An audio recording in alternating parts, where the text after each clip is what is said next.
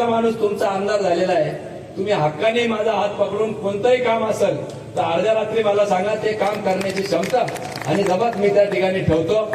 मगाशी म्हटल्याप्रमाणे अनेक भाषणांमध्ये मी सांगितलं, आमदार रुपये जरी 7/12 हा मला मिळाला असेल, तो बिल्ला आदरणीय मुख्यमंत्र्यांनीच माझ्या छातीवर लावलेला आहे, त्याच्यामुळे काळजी करायचं काही काम नाही.